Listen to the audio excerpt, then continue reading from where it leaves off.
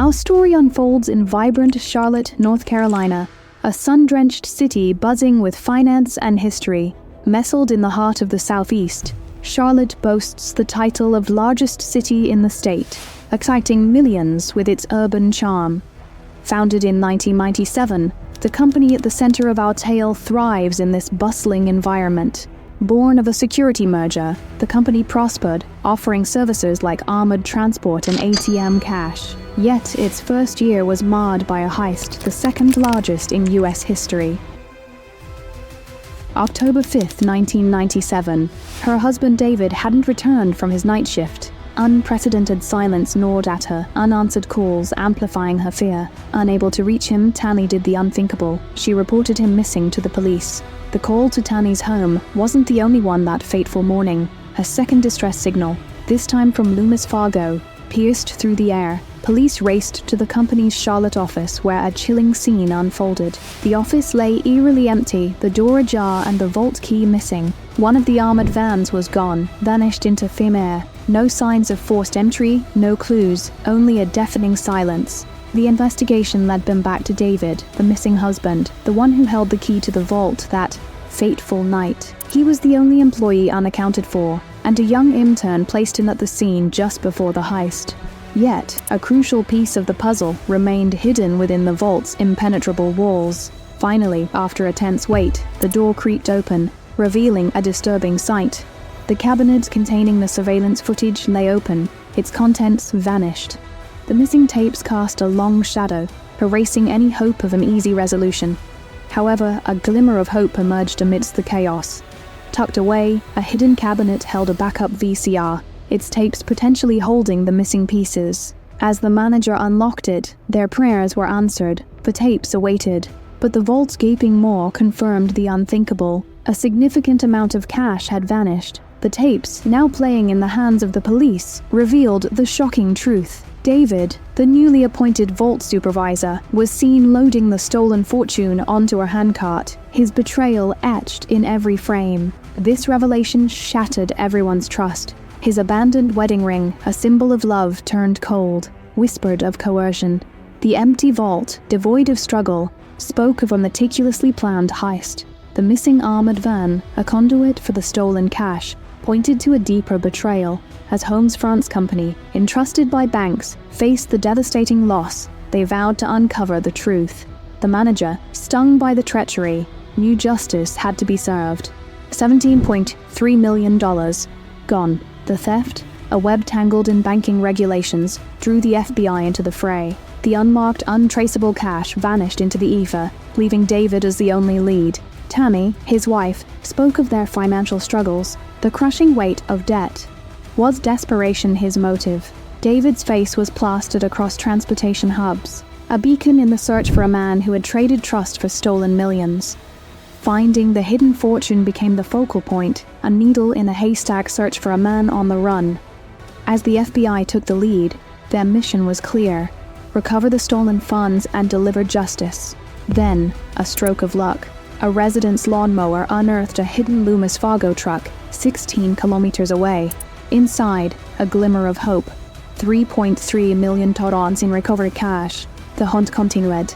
Missing Tapi's vanished case, and the weight of 14 million HV. A lone wolf couldn't carry this weight. They delved into David's life, uncovering two starkly contrasting portraits. Some saw a dedicated worker, a loving family man, others a strained relationship. Co-workers hinted at a forbidden romance with Kaylee, a former colleague. Though she denied any intimacy, their testimonies whispered a different story. A polygraph test, refused by Kaylee, left a cloud of doubt hanging over her claim. With no further leads, the case reached a standstill. David's face, now etched into the public consciousness through televised appeals, became a symbol of the unsolved mystery and the $14 million that remained stubbornly hidden. The case hung in the balance, a $500,000 reward dangling before anyone with a shred of information. Then a tip. A man named Eric, suddenly flush with cash, splurging on motorcycles, cars, and lavish parties. He claimed inheritance, but his alibi crumbled. Eric, it turned out, worked at Reynolds, a company suspiciously close to where the missing truck was found. The case took another turn with Stephen's boastful purchase of a bar for $400,000. His lavish spending fueled suspicion, though a connection to the missing funds remained elusive. But a sharp bank employee noticed something crucial. Michelle, Stephen's wife, depositing cash from marked Loomis Fargo packages. Surveillance revealed a chilling scene. Kelly, David's former colleague, shopping with Mitchell at their laughter intertwined. Kelly's new car, registered under Stephen's name, cemented the connection. To unravel the mystery, investigators needed to rewind. David, a 29-year-old Gulf War veteran, repaired helicopters amidst the chaos of battle. Clean-cut, with no criminal record, he lived a seemingly normal life with his wife Tammy, working as a vault supervisor at Roman Justice. It was there he met Kelly, their initial friendship blossoming into a secret romance. Kelly left the company, but David's connection with her remained hidden from his wife. Despite achieving the position of vault supervisor, David felt trapped in a gilded cage. His long hours, stretching past 80 per week, yielded a meager 8 to 15 an hour, hourly enough to support his family. Även ett home financiell constraints imposed by his wife, Tammy squeezed him further. David craved a life beyond the suffocating grip of work and money, a desire that festered, turning into a simmering wish to break free. David, a vault supervisor, found solace in dark humor. The office joked about robbing the vault, but for David, the idea began to fester. He confided in his lover, Kelly, who saw a path to freedom. They recruited Stephen, a high school acquaintance with a criminal past, lured by the promise of millions. As debt gnawed at his soul, David's plan solidified. He observed the company's security, noting its weaknesses, limited personnel, and a vulnerable shift change. Armed with his knowledge and access to keys, David could easily steal the cash using an armored truck as a cover. But the real challenge lay in escaping the inevitable suspicion that would follow as the insider, making him the prime suspect. So, driven by desperation, David delved into the FBI's playbook, studying their bank robbery investigations. He saw their pattern, starting at the crime scene and widening outwards. To evade their gaze, he meticulously planned his escape, avoiding transportation hubs. With Kelly and Stephen as his accomplices, they set traps and planned for regrouping. The stolen cash would be transferred from the armored truck to their van, with a portion funding David's escape to Mexico. The rest, disguised, would be brought back to cover their tracks. Everything seemed to be in place. David, armed with a fake identity, left the office with a ton of stolen cash, unaware of the watchful eye of a backup camera. He met Kelly and Stephen transferring the loot to their van. David, clutching his share, headed for the airport with Kelly, leaving the rest to Stephen and his team. But amidst the meticulous planning, a small slip-up occurred. The armored truck's rear door stubbornly refused to budge, its key lost among hundreds on a single keychain.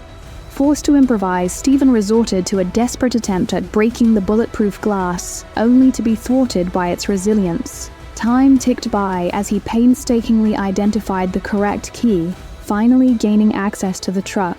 Inside, a surprise awaited them. Most of the money was in small bills, a bulky $11 million that couldn't be fully accommodated in their van. Leaving $3.3 million behind, they loaded as much as possible and sped towards the airport. There, another unexpected hurdle emerged. David, caught up in the adrenaline rush, had forgotten to book his ticket. Mexico seemed destined to be out of reach, with the last flight unavailable. A quick phone call to Stephen offered a lifeline. Atlanta, 300 kilometers away, beckoned with the promise of a connecting flight. With a heart pounding with anticipation, David boarded the plane, $50,000 in his pocket, and soared towards freedom, landing in the idyllic Mexican resort of Cozumel. Meanwhile, back in the United States, Stephen and his accomplices embarked on a delicate balancing act. To avoid suspicion, they meticulously divided the remaining millions into smaller amounts, making multiple deposits over 4 months, meticulously washing away the traces of their daring heist. But suspicion arose when Mia, one of the accomplices, nervously inquired about tax implications on a large sum of cash. Her question, coupled with the lure packaging on the money bundles, triggered a suspicious activity report that landed in the hands of the FBI. Meanwhile, Steve and Michelle sought to hide their wealth. Cash was stashed with relatives, friends, and even in the Cayman Islands, while extravagant purchases like a Harley-Davidson, a Toyota, and a sudden career change raised eyebrows. Neighbors and friends, noticing the sudden shift in fortunes, alerted the investigators, weaving a web of clues that slowly tightened around the group. Meanwhile, suspicious activity reports from the bank added to the suspicions surrounding Steve and his wife, Michelle. In Mexico, David disregarded the agreed-upon expense control, living a life of extravagance. During a restaurant meal, a customer remarked that David looked like someone who had robbed $20 million.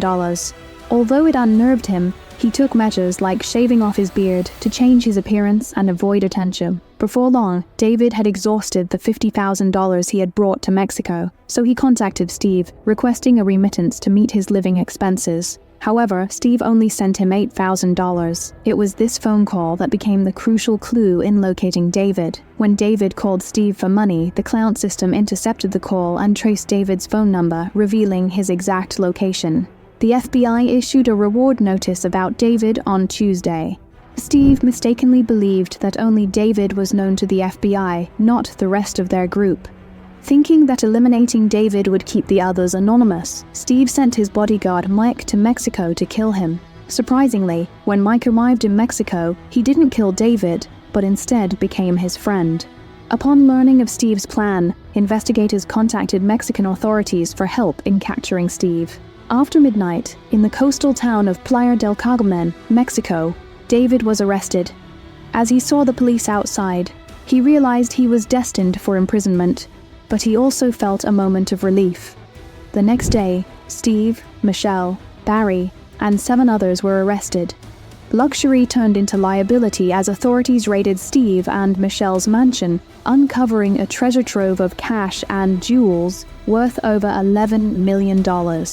10 days after their arrest, the web of accomplices was untangled, leading to charges against over 20 individuals, including relatives, friends, and even Steve's lawyer. Justice finally arrived, with David sentenced to 7 years, Steve to 1 year, Michelle to 7 years, and Kelly to 5 years. Their extravagant spending, once a testament to their audaciousness, turned into a public spectacle, leaving them ridiculed and stripped of their ill-gotten gains.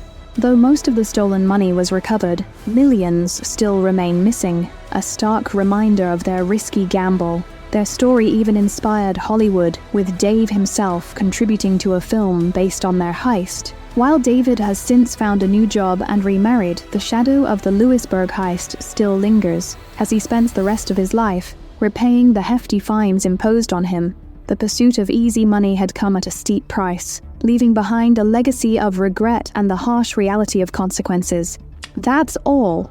Subscribe for more mind-bending true crime cases and unsolved mysteries.